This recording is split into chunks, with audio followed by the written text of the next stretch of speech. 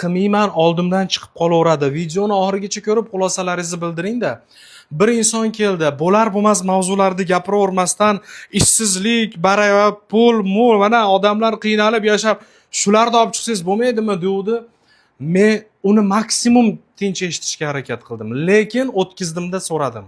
Aka, ish topa olmayapsizmi? Pulingiz yo'qmi? Men sizga bir nechta savollar beraman. Keling shu savollarimga javob berib, xulosalarimizni o'rtoqlashamiz dedim. Poklanish nimaligini bilasizmi dedim. Katta kichik hojatga kirganda orqani yuvish kerakligini bilasizmi? Pokizalikka dedim.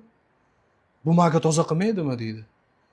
Haligi bunday joyda dedim, qoldiq siydik qolib ketadi. Uni chiqarib yorib, kiyimga tegib qolmasligini oldini olishni bilasizmi dedim. Yo'q dedi. Uyga kirayotganda salom berib, Payg'ambarimiz alayhisalomga salovat aytib kirish kerakligini bilasizmi? Uyga baraka kiradi dedim. Eshitmagan ekanman dedi. Qozonga ovqat qo'yayotganda ayolingiz bismillohni aytami, aytmaydimi dedim. Bilmasam, kuzatmaganman dedi. Haligi ish bo'lgandan keyin poklanish, butun tanani poklanish nimaligini bilasizmi? Bunday boshdan suv quyib yuvinish kerakligini bilasizmi? Ha, bilamiz, endi bilamiz. Qanday qilinadi?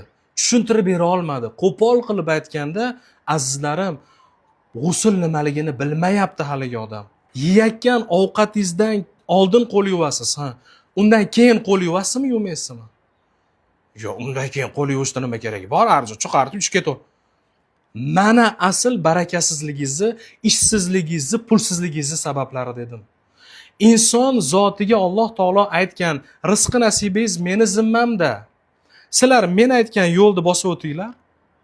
Sizni pulingiz, siz yashayotgan davlatdan so'rab oladigan narsa, men sizni yaratib qo'ydim, bilganingizni qilib yashang demagan Alloh taolo. Sizni qo'shni mahalla komitetingizga bog'liq, sizni rizqingiz barakali bo'lishi degan narsani aytmagan Alloh taolo.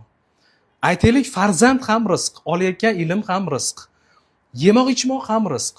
Menga davlat farzand bermayapti degan odamni eshitganmisizlar? Menga davlat ilm bermayapti deb noligan odamni eshitganmisizlar? Yo'q. Rizq nasibani davlat bermaydi. Baraka davlatga bog'liq emas. Baraka bizni pokligimizga bog'liq, bizni harakatlarimizga bog'liq. Telegram kanalimda baraka qaysi omillarga bog'liq deb kitob varaqlab, ustozlar bilan gaplashib topgan bilimlarimni tashab qo'ydim.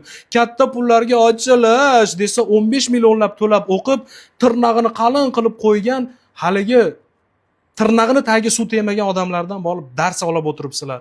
Qo'pol